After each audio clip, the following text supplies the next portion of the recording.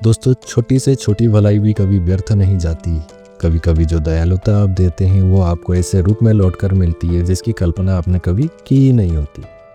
एक शांत छोटे से गांव में एक बूढ़ी औरत रहती थी। उसके पास बहुत ही कम चीज़ें थी, बस एक छोटा सा घर, एक मिट्टी का चूल्हा और रोजाना रोटी बनाने पर आटा। उसका जीवन तो आसान नहीं था, सर्दियाँ कठोर थी, उसका शरीर बहुत कमज़ोर था और उसके पास कोई संपत्ति भी नहीं थी। लेकिन अपनी गरीबी के बावजूद उस औरत के पास एक सोने से भी बहुत मूल्यवान चीज़ थी, जो थी उसकी दयालुता।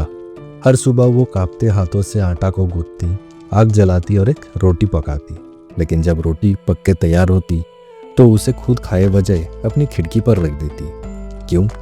क्योंकि वो मानती थी अगर कोई भूखा है तो यह रोटी उसकी ताकत बने। शायद कल जब मुझे ज़रूरत होगी तो यह दुनिया मुझे लौटा देगी। दिन, हफ्ते और महीने ऐसे गुजरते गए। हर सुबह उसकी खिड़की पर ताजी रोटी रखी रहती। कभी कोई भिखारी उसे ले लेता, कभी कोई यात्री, तो कभी बच्चा जो मांगने में झिझकता। उसने कभी आभार की उम्मीद नहीं की, कभी पहचान नहीं चाहिए, बस चुपचाप निस्वार्थ देती रही। लेकिन समय बीतने के साथ साथ उसके दिल में एक छाया उतर आई। उसका इकलौता बेटा सालों पहले काम की तलाश में दूर शहर चला गया था। चिट्ठियाँ कभी कभी आती थी। हर दिन वो चिंता करती, क्या वह सुरक्षित है?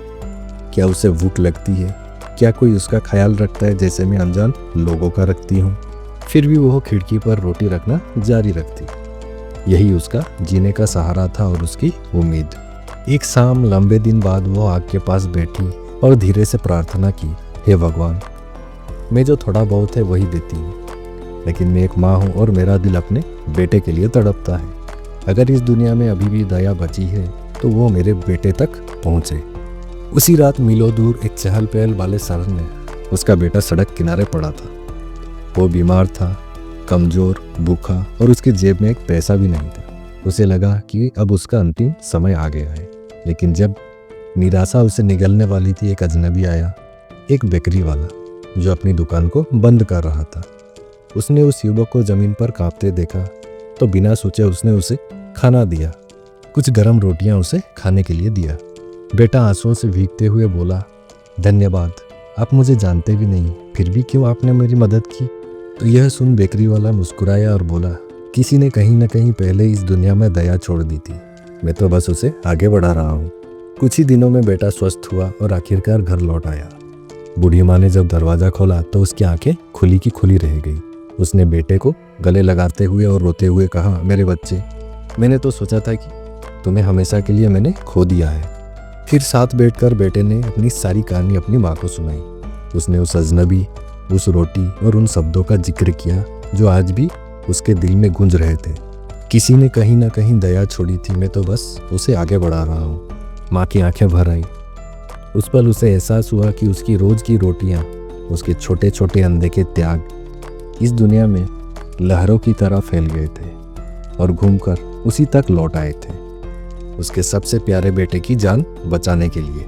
उस दिन के बाद वो कभी रोटी रखना बंद नहीं की, लेकिन जब वो खिड़की पर रोटी रखती थी तो उसके हाथ संदेह से नहीं बल्कि कृतज्ञता से कांपते थे, क्योंकि उसने गहरा सत्य जान लिया था, जो आप दुनिया को देते हैं वो नष्ट नहीं होता, वो यात्रा करता है, बढ़ता है और एक दिन जब आप सबसे कम उम्मीद करते हैं तो आपके पास या आपके प्रियजनों तक आशीर्वाद बनकर लौट आता है।